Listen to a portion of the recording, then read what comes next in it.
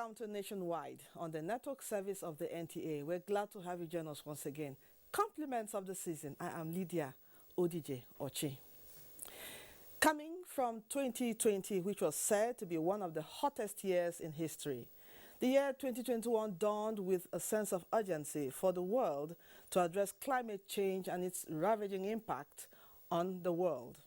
Nigeria, in early part of the year, joined other world leaders at different fora to state bold ambitions to mitigate the impact of climate change, build the resilience of its people, and in place adaptation plans.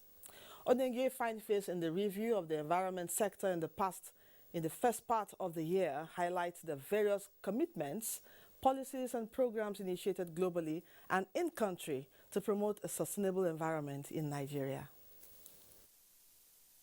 The year 2021 is crucial for strengthening global environmental governance, recovering better from the COVID-19 pandemic, and raising climate ambition through the implementation of nationally determined contribution towards achieving net zero carbon emission.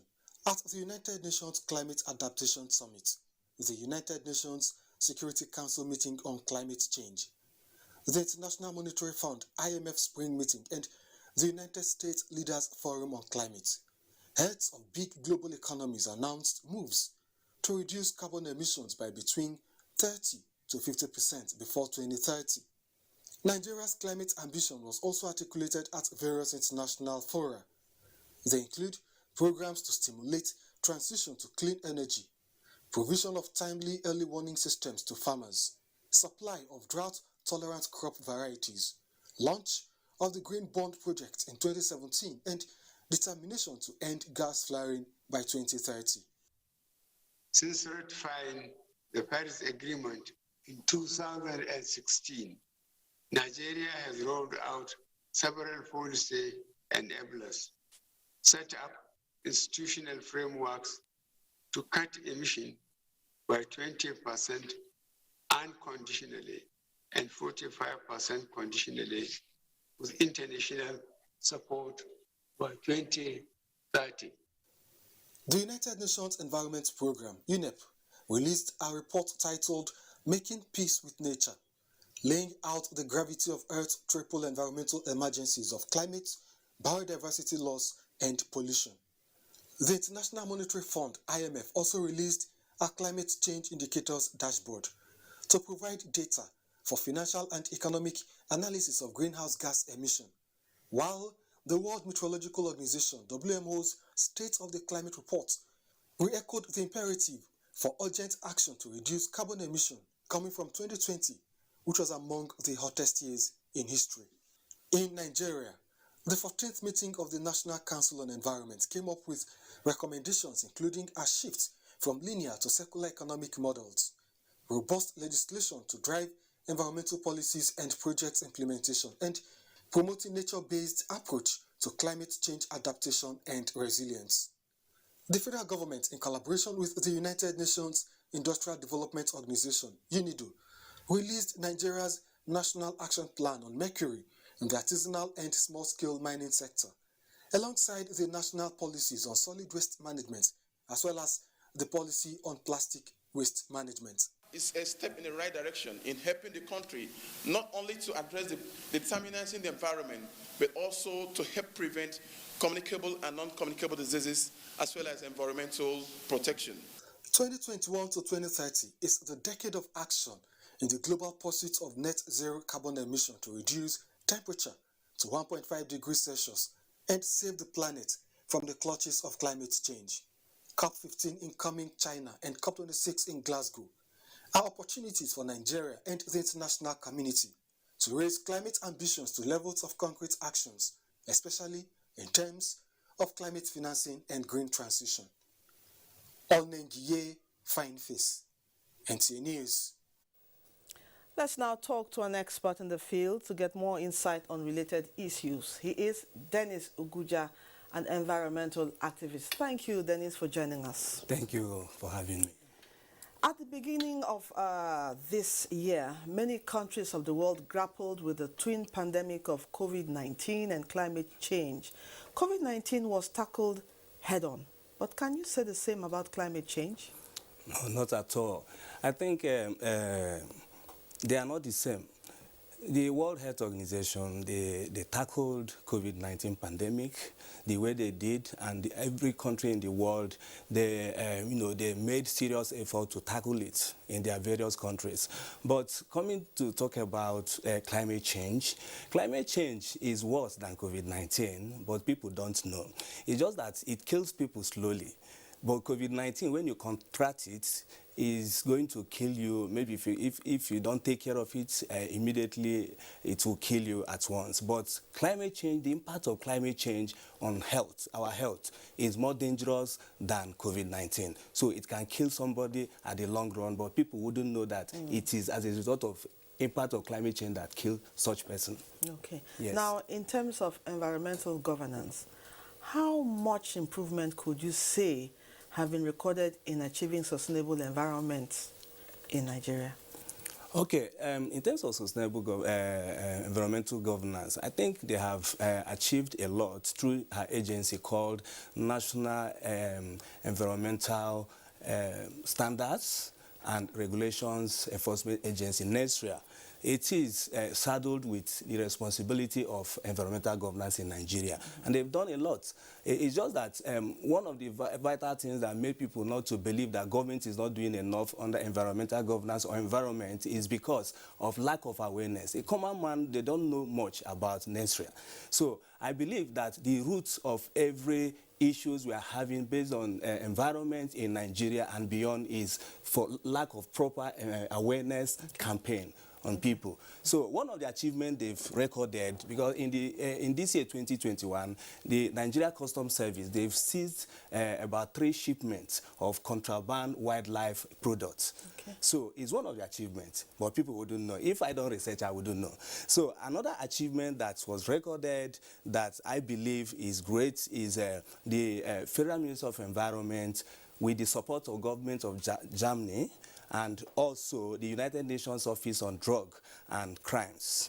They are currently implementing a strategy of getting rid of wildlife crimes. Okay. It's also an achievement. There are a host of them. Okay. So, now, coming from your background in the legal profession, do you see any parity in the laws regulating the environment and implementation of these laws? Yes, of course. I will start from Section 20 of the Constitution of the Federal Republic of Nigeria, 2011 as amended. You know, the Section 20 provides for the protection of environment, and just opposite in Section 6, subsection 6C of the Constitution says that such directive principles mentioned in Chapter 2, which is housing like about 12 sessions of the 12 sessions. They are talking about socio-economic development, education development, and even environmental objectives. But contrary to this, Section 6, sub 6 of the Constitution says that those principles and objectives, they are not justiciable. So it means that if a citizen is aggrieved, you cannot even go to court to get redress. Now, I will tell Nigerians or relevant authorities to emulate Kenya and South Africa. Before, it used to be like that in their countries, but they have taken a bold step by incorporating or making such environmental rights justiciable in their own countries. Okay. So they have incorporated it. So I would like our country to adjust that section of the Constitution, make it justiciable, so that people will know that environmental issues are our rights. Yes. It will be part of the fundamental rights. Yes, okay. Now, finally, what would you say are the areas most in need of improvements to achieve a sustainable environment in the coming year? Okay, with what the President has done, I think the President has done a lot too this year.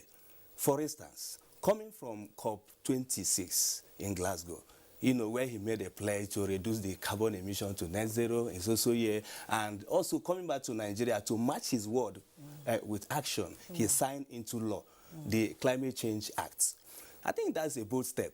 So, and I think if every Nigeria should holistically follow up what the President is doing through his agencies, it's going to be a long way of, you know, achieving green hope for every Nigerian. Like next year, for instance, I would like to see the federal government through her agencies to engage the civil liberty organizations, the NGOs, where I am coming from, so that they will be their foot soldiers. Go to the rural communities, tell them about climate change. They don't know about climate change. Enough awareness. Yes, particularly my NGO called Climate Change Mitigation and Adaptation Initiative, for instance, we engage in climate change awareness in schools. So, but most times we don't have the funding for that. So it's a handicap for us. But if federal government can engage through the acts, because I've read some sections of the act, the new law on climate change, if they can use that national council they want to establish and engage the NGOs in the rural areas, they can do it for them. Thank you so much for sharing your thoughts on climate change and the way forward. Yeah, thank you for having me. Thank you very much. Yes, we've been talking to Dennis Oguja, an environmental activist and a legal practitioner. Moving on now, evacuation of refuse within cities in Nigeria is expected to be on daily basis to avoid littering the streets and constituting environmental hazard. As government is making efforts in waste management, it is believed that residents also have a greater role in the task of preventing indiscriminate waste disposal, which is a common phenomenon. Uduak Etem in Calabar examined the risk factors arising from indiscriminate dumping of refuse and unsanitary environment. The indiscriminate habit of refuse disposal has significantly affected environmental cleanliness and in turn breed risk factors affecting the health and well-being of people. In Calabar, the Cross River State capital, for instance, daily cleaning of streets and constant refuse disposal from strategic points are routine. Although in some areas, household waste have found themselves back on the streets as some people dump refuse in any available spots. It's not present, so it has an adverse effect on health because it's not healthy. So government has actually done well. What are the health implications of this? Indiscriminate dumping of refuse can be associated with everything, including defacing the environment and actual disease in human beings. Apart from the cholera, we also have the risk of other diseases associated with poor sanitation. Inasmuch as the state government is expected to fine-tune its environmental management approach, concerned respondents and health experts are of the view that a clean environment is determined by the attitude of people, hence the need for all to properly dispose their waste to sustain the non-clean and serene environment of Calabar. In Calabar, Uduak Etem, NTA News. Normalcy has returned to communities that came under attack recently in the southern zone of Nasarawa State, as the internally displaced persons say they are willing to return to their places of abode. Jamila Abubakar has more. The recent attacks on some communities in Obi, Awe and Lafia local government areas of Nasarawa State, observers say disrupted the relative peace in the state. However, the swift response of security agencies and the visit of Governor Abdullahi Sule to the affected areas prevented escalation of the crisis as peace is gradually returning to the areas. We have invited our traditional rulers, invited all the displaced persons in order to go into a fact-finding mission to find out exactly what happened. We have been able to find out what happened. Now the internally displaced persons want to return to their homes to harvest their farm produce as well as go about their lawful businesses as they call for more security in their communities. President of the Thief Development Association, Peter Ahemba, assures them that the association is working with the state government to provide additional relief materials as well as resettle them. Here this morning to give them hope, to assure them of government's commitment to their return to their various homes. Appeals to them to continue to live in peace with their neighbors. In Lafia, Jamila Abubakar, NTA News. Lagos is our first stop on Nationwide, and Kainde Adebisi will be guiding us. Hello, Kainde. Compliments of the season. Lydia, glad to have you join us in Lagos. Nigeria, a malaria endemic country, has been battling the burden of the disease for decades. Many lives have been cut short by this deadly but treatable disease. In this report, Ingino John examines the benefit of the first ever approved vaccine against malaria.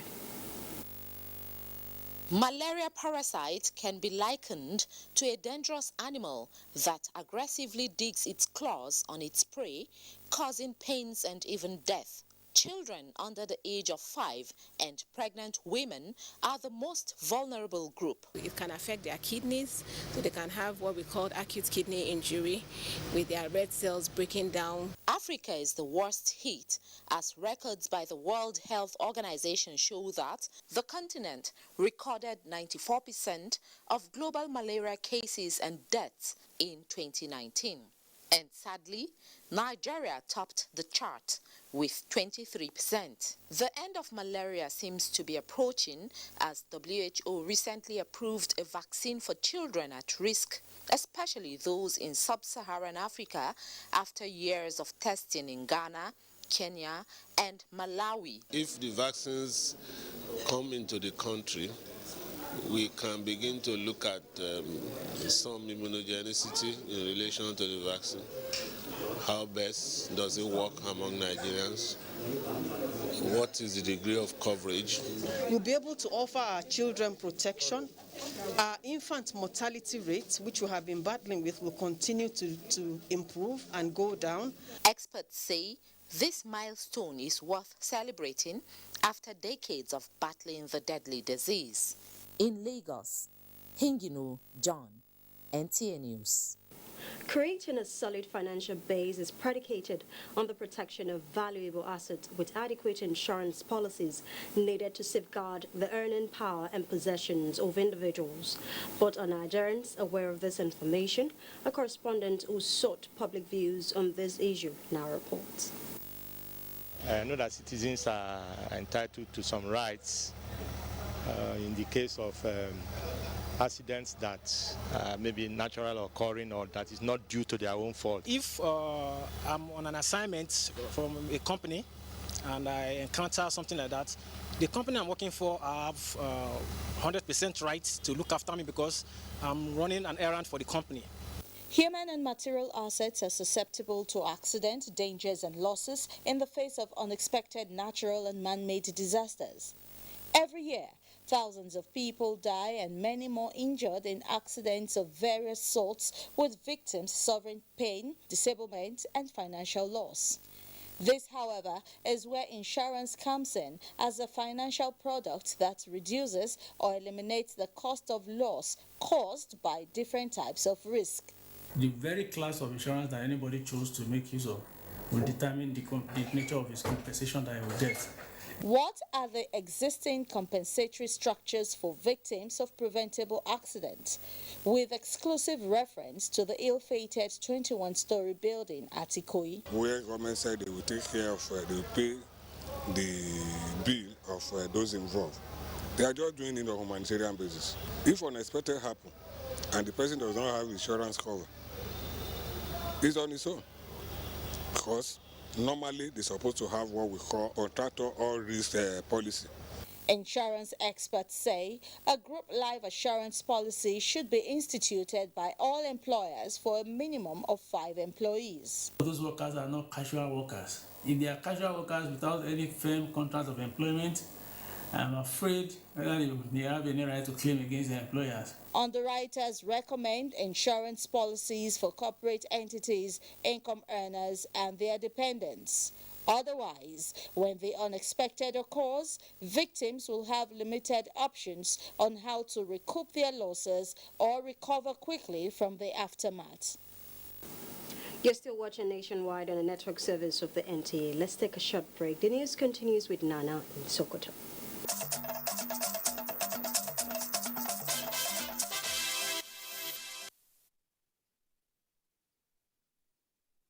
Season's greetings, everyone, and welcome to Sokoto. Sokoto State has 13 High Court judges and 6 cadis of the State Sharia Court of Appeal. This came to the fore at the swearing-in of 5 new High Court judges and 2 caddies of the Sharia Court of Appeal in Sokoto. Elhatu Abdullahi has more. The 5 new High Court judges include Sanusi Shehu Sifawa, Professor Muazu Dahiru Mahmoud, Abubakar Zaki, Muhammad Aliyu Sambo, and Maryam Muhammad Sifawa. The 2 caddies are Qadi Buhari Yahya Tambuwal and Qadi Umar Jibril Kebbe. I will preserve, protect, and defend the Constitution of the Federal Republic of Nigeria. That I will not allow my personal interests to influence my official conduct or my official decisions. I will be faithful and bear true allegiance to the Federal Republic of Nigeria. Governor Aminazir Tambol challenged them to learn quickly from those already at the courts and avoid any conduct that would tarnish the image of the judiciary. Tambol noted that very soon the contract for the remodeling of the State Sharia Court of Appeal will be awarded by the government. This judiciary has produced many jurists, and we are still producing many more, contributing our own quota to the justice system in Sokoto State and in Nigeria in general. The swearing-in ceremony had in attendance the Supreme Court Judge Justice Adamu Jauro, the Chief Judges of Sokoto, Kebbi, and Zamfara States, other senior judges, judicial staff, friends, and well-wishers. In Sokoto, Dalatu Abdullahi, NTA News. National Agency for the Prohibition of Trafficking in Persons, NAPTIP, has handed over to Zamfara State 24 minors that were recently rescued from the child labor in Kogi State. The children were received by the Zamfara State Directorate of Drugs and Narcotics and Human Trafficking in Gusau for them to be reunited with their families. Jamilu Ibrahim has the details. The 24 underaged children who mostly hail from Gusau and Maru local government area of Zamfara State were said to have been subjected to hard labor in Kogi State. The National Agency for the Prohibition of Trafficking in Persons, NAPTIP, arrested the suspected perpetrators of the crime and repatriated the children to Zamfara State for them to be reunited with their families. The Chief Intelligence Officer of the National Agency for the Prohibition of Trafficking in Persons, Musa, said the children were said to have been sent to Zaria for Quranic education, but unknown to their parents, they were taken to Kogi State and engaged in farming activities. Investigating the case, we found out that there is so much money involved. These people are using these children to get money for themselves. The Special Advisor, Zamfara State Directorate for Narcotics and Human Trafficking, Major Aliyu Muhammad Maradun, said the children will undergo medical check-up before they can be reunited with their families.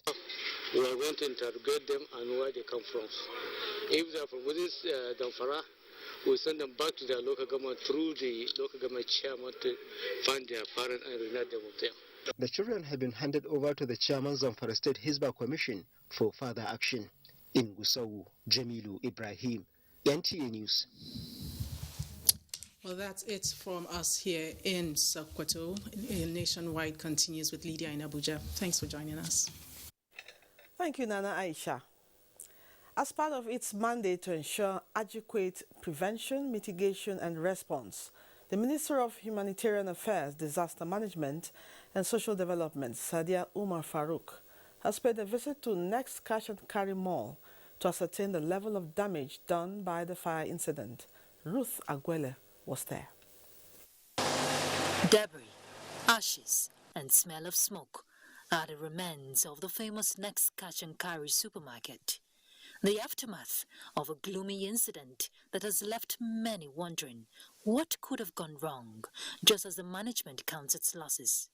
As part of its responsibility to ensure prevention and effective response to mitigate disasters, the Minister of Humanitarian Affairs, Disaster Management and Social Development has come to sympathize with the management. As a government, we offer our deepest sympathy. It's a loss to the government and people of this country, not just the management of this organization. We are also going to come in as a government to see how we can support this organization. Obviously, because of the love of Next Cash and Carry in Abuja, the community of Abuja, and our love for our community and for Nigeria, the board of directors, which is Nigerian company, Mr. Ndibi Obi, the owner of the business, we will be building Next Cash and Carry Abuja in due course time again. While the level of loss in terms of figures is yet to be ascertained due to ongoing investigations, the need for precautionary measures to be in place in establishments like this, the minister says, will avert future occurrences. In Abuja, Ruth Aguele, NTA News.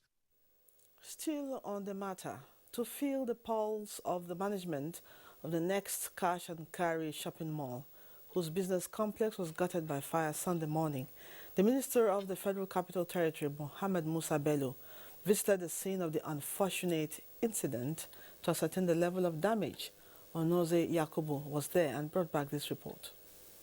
On arrival at the scene of the fire outbreak that occurred on Boxing Day, FCT Minister Mohammed Musa Bello, in company of some top management staff, took a tour around different sections of the gutted supermarket, where he expressed shock at the extent of damage and the economic loss. He assures the management of Next Cash and Carry supermarket of the administration's support in reviving the destroyed business complex. I really sympathize with Next. I do so particularly because I recall during the heat of the COVID-19, Next, under the leadership of Mr. Ndibi Obi, were among the foremost companies that provided tremendous support to the FCT administration by providing us palliative items which we distributed to vulnerable members of the community. Unfortunately, today they are also very vulnerable. So it's our duty in the city to rally around them, protect this important investment and generator of many jobs in the city. While goods worth billions of naira were reportedly destroyed in the inferno, men on the Nigerian police force and the FCT fire service are still on ground to put out the remaining raging fire and to also safeguard goods that were not affected by the fire. Onoze Yakubu, NTA News. Now to other matters. Motorists and residents along the Calabar-Itu highway have been assured of the speedy completion of the dual carriageway linking Akwa Ibom to Cross River State. Senior Special Assistant to the President on Niger Delta Affairs, Senator Itainan, gave this assurance during an inspection tour of the project to monitor the level of progress made by the companies handling the job. Calvin Samuel reports. Calabar-Itu Federal Highway, the major road linking Cross River State to Akwa Ibom, Abia, and other states in the south and southeastern part of the country, has remained a nightmare for travelers who often spend days on a journey of few hours due to its deplorable state. For many years, the road has been a major concern for motorists and natives of the states where the road traverses, but thanks to the federal government under the leadership of President Muhammadu Buhari, who is redeeming a promise made. Been hearing of this dualization for a very long time ago, and it has not come. And I'm very happy that our senator is here. To provide temporary relief and ensure ease of movement for motorists and commuters during the U-turn, men of the Federal Road Maintenance Agency, FAMA, have also been doing the needful, especially at very bad portions like the power plant along Ikotin-Yong in Udukbani local government area of Cross River State. Senior Special Assistant to the President on Niger Delta Affairs, Senator Itainan, who inspected the road from Akwa Ibom State Point to that of Cross River State to ascertain the state of the road under construction, assures of the dualization of the road, which includes 4 bridges awarded at about 185 billion naira, expected to be completed within 2 years. Let me commend Sematech Engineering for the responsibility they have shown in making every area that they are working to be motorable. You could see that traffic is flowing. All all of these things you have seen, I could say that we have effectively done in 1 month period. Everything you have seen here. We have, like I said, 4 different teams, and as you have seen, you have seen people working at different sections. 4 different teams working on road alone. And we have 2 teams that are coming in January to concentrate on the bridge works only. The Calabar to Federal Highway has been at the knees for a long time due to its deplorable condition until the administration of President Muhammadu Buhari marked it for expansion, which is ongoing. In Uyo, Kevin Samuel, NTA News. You're still watching Nationwide on the network service of the NTA. Let's go to Jos now, and Felicia Daliop Samaila is waiting with more reports. Hello, Felicia. Thank you, Lydia. Compliments of the season, and it's glad to have you join us in Jos. As work resumes after the public holiday to mark Christmas, workers in Plateau State are renewing commitment to the growth of the civil service. Zanret Dingmun reports. NTA News crew's visit to some ministries and parastatals was to confirm if workers are complying with government's directive on resumption. Those who reported for duty appreciated the federal government for the holidays, promising to put in their best for the growth of the civil service. As we have come back fully loaded and fully refreshed, our work will be successful and will give more. After resting, we refresh ourselves, and now we are fully back. And it is our prayers that God will sustain us. God, we are back to office. We come to work. As we resume today, we pray that God will see us through. They are doing their work. They are supposed to be there in the first place. So we appreciate them though for reporting, because government work would continue. There are services that have to be rendered to the general public, and the services would have to come through the work we do every day in our offices. So I appreciate them. He stated that the state government will continue to address workers' welfare to enable them perform effectively. In Jos, Zenra Dingmun, NTA News. Federal Fire Service Plateau State Command says in the last 6 months, property worth 700 million naira was lost to fire in the state. The state controller of the command, Jonathan Mutfwang, gave this indication while speaking on fire incidences. Rodkan Dimka has details. Federal Fire Service has the mandate to prevent, extinguish, control and rescue victims during emergencies. To enable the command discharge its responsibilities, it took delivery of a 16,000-litre firefighting capacity truck in June 2021. The donation has no doubt improved the delivery of the command in combating fire incidences. Since we commenced full operation in the state, to date we have attended about 18 fire calls, and a lot of properties were lost. If we put that in terms of cost, it's well over 600 to 700 million naira. The controller, however, appealed to the public to be conscious in this festive season and avoid indiscriminate bush burning as a result of the dry weather. When you are leaving your house, you should remember to put off all electrical appliances, and when you are done with using cooking, you should make sure that you switch off the fire or you put off the fire completely. People should remember not to leave their gas cylinders within their houses. In Jos, Rodkan Dimka, NTA News. You're still watching Nationwide. More reports in Enugu with Chinenye after this break.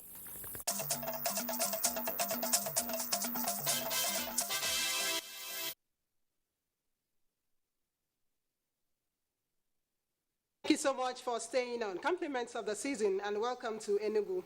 The season of Christmas is known as a period of sharing gifts and remembering the less privileged in the society. James Soparek Ocha reports on the show of love to the less privileged by the Anglican Archbishop of Enugu Ecclesiastical Province, Most Reverend Emmanuel Chukwuma. Every year, the Anglican Archbishop of Enugu Ecclesiastical Province, Archbishop Emmanuel Chukwuma, usually presents gifts and cash to the less privileged in society, who shower praises and prayers on the Archbishop.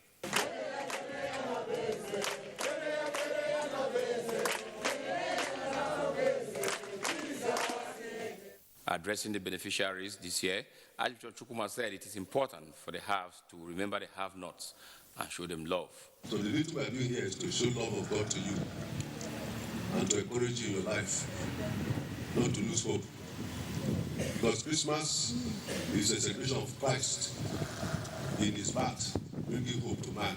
The beneficiaries got some kilograms of rice and cash as transport. Some of them could not hide their joy. Archbishop Emmanuel Chukwuma urged good-hearted Nigerians, especially from the southeast region, to donate to the less privileged so that they too can join their brothers and sisters to celebrate the birth of Christ. He enjoined Christians all over the world to remember why Christ came to the world, to save mankind. In Enugu, James Oparekocha, NTA News. And the Catholic Bishop of Enugu Diocese, Most Reverend Callistus Onaga, wants Nigerians, especially the youths, to shun acts capable of causing disunity and unrest in the country. He was speaking when he visited the Nigerian Correctional Center, Enugu, to celebrate Christmas with the inmates. The annual visit to the Nigerian Correctional Center and celebration of Christmas by the Carmelite Prisoners' Interest Organization with Catholic Bishop of Enugu Diocese, Most Reverend Callistus Onaga, is a charity outreach as well as to show inmates a sense of belonging during Christmas. In a homily, Most Reverend Callistus Onaga asks the inmates to pray fervently for God to grant them both internal and external freedom. Most Reverend Onaga encouraged Nigerians to be contented with whatever they have, especially this season. Crucial freedom is internal freedom. Because you can be free walking around, but inside you are in chains. The director, Carmelite Prisoners' Interest Organization, CAPIO, Reverend Father Jude Isiguzu, disclosed the reason for the outreach. The birth of our Lord Jesus Christ demands that all of us should rejoice, no matter the situation, no matter the problem. The event featured confirmation of 33 inmates as well as presentation of gift items by the CAPIO in Enugu. Uchenna Nnamele, NTA News. And those are the stories from Enugu. We'll now rejoin Lydia in Abuja for more on Nationwide. Thank you, Chinenye. The presidency has responded to reactions generated by the decision to withhold assent from the Electoral Act Amendment Bill 2021, which came under scrutiny from media and political circles. Senior Special Assistant to the President on Media and Publicity in a statement said, "It is quite correct because it is a decision that will impact all Nigerians." Timothy Yusuf has more on this. The presidency explained that Nigeria's strength as a nation and its status as one of the wealthiest economies in Africa, with one of its highest standards of living, owes above all to its proud democratic processes, which are enshrined in the Electoral Act of 2010. It is this act which the new bill seeks to amend with the aim of enhancing and building on the democratic processes. It says after careful review, the President's office rather found out that the proposed amendments entail significant legal, financial, economic and security consequences for all Nigerians, principal among which will be a severe spike in the cost of holding primary elections by parties, which is integral to democracies the world over. It also noted that Nigerian taxpayers are to pay for the cost, while only the richest of political parties would benefit at a time when the nation is seeking to extricate itself from the economic situation occasioned by COVID-19. The presidency also noted that it is the usual voices with cynical claims of election rigging and so on that are heard, making references to similar scenarios in 2015 and 2019. Therefore, not surprised to hear same with 2023 around the corner. Garba Shehu said the president will do whatever he can to protect this country's democracy, and that includes withholding assent from this bill, noting that the ruling APC is one of those that stand to benefit from a bill that favors wealthier parties, but it is not the job of this government to protect the APC, but Nigeria, her people and her democracy. To those that would rather believe that limited public funds be spent on politicking during this time of global crisis, the presidency advised that they cease the cynical games, tell Nigerians openly what they want by putting their money where their mouth is. Timothy Yusuf, NTA News. In the meantime, President Muhammadu Buhari's withholding of assent to the Electoral Amendment Bill transmitted to him by the National Assembly has continued to generate public reactions. Some legal practitioners who spoke with Olabode Arewa on the issue believe strongly that the president's concerns are valid. The Electoral Act Amendment Bill 2021 has dominated public discourse in recent times. This is due to the expectation that it will guide and kickstart activities towards the 2023 general elections. The National Assembly, after working on it, transmitted the bill to President Muhammadu Buhari for his assent. But citing some contentious issues on the bill, the president declined assent and returned it to the National Assembly for review. The president observed that mandating political parties to adopt direct primaries is not in the best interest of Nigeria's political development. What the president has done is not only constitutional, it is legal. 100% legal. But don't forget that some of the issues that the president raised in his refusal to assent to the bill are so germane that I know that quite a number of Nigerian citizens are waiting to challenge it in the law court. That one, as we say, is within the purview of the power of the president by the Constitution.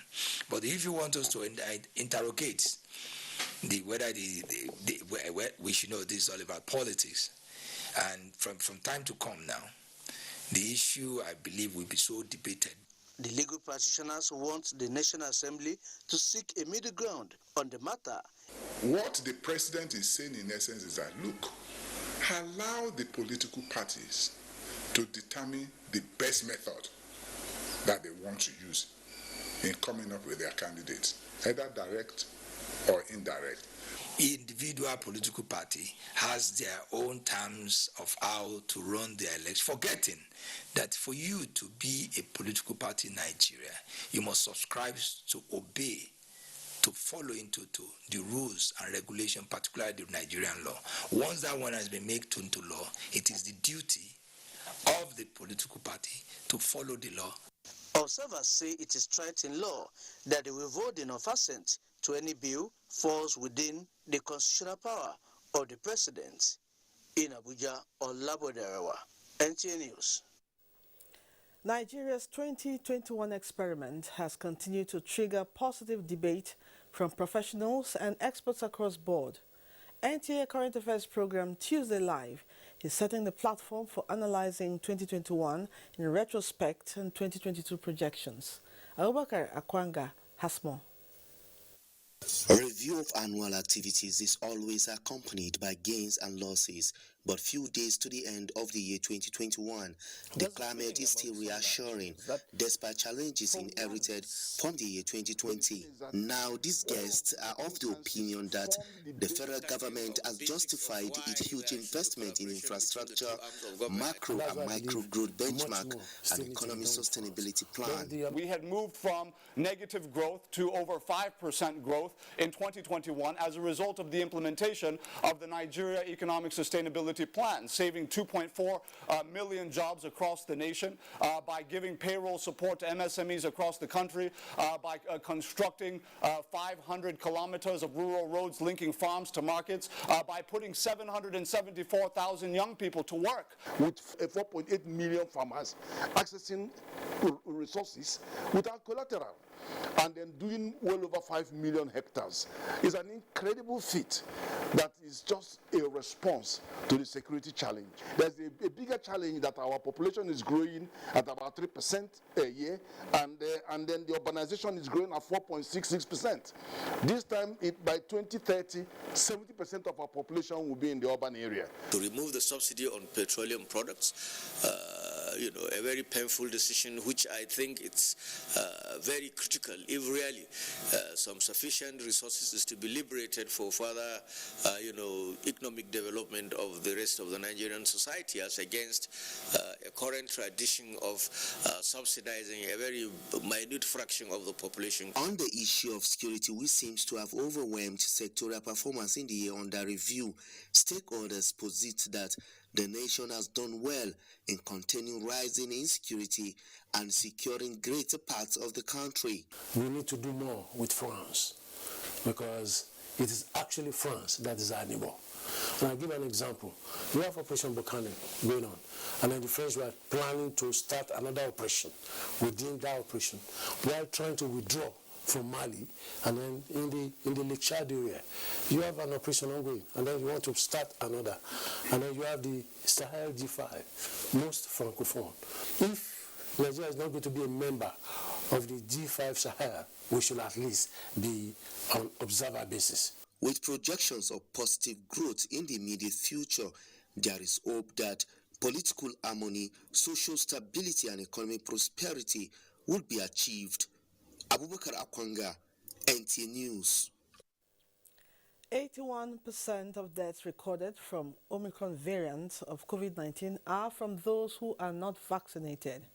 This was the position of the Director General of NCDC and other guests on Good Morning Nigeria, as they also posited that private sector involvement in rapid diagnostic tests and vaccination will help in mitigating the spread and effects of the pandemic in Nigeria.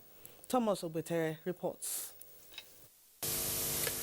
The rising cases of COVID-19 in Nigeria with Omicron as the latest variant has become a thing of concern to government and other stakeholders.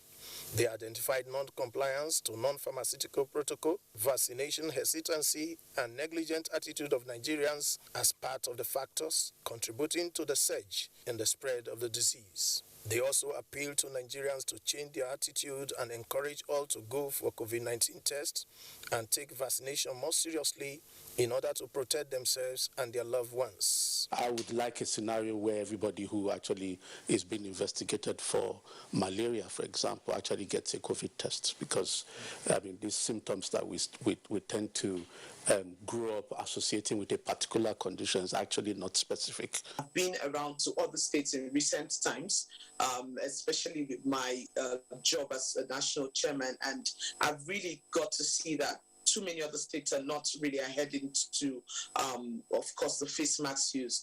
And another point is that we have a high vaccination rate in Cross River, which has helped to reduce the transmission of the virus. The people that come down from the disease are those that are unvaccinated. And even the death, we witness also increasing number of deaths from precisely to first of this month to date. And these are among those that are unvaccinated. The guest also noted that response and fight against COVID-19 pandemic can only be sustained through a collaborative effort between the federal government, the subnationals, the private sector, and the citizens. In Abuja, Thomas Obetere, NTA News. Next is Sports Update.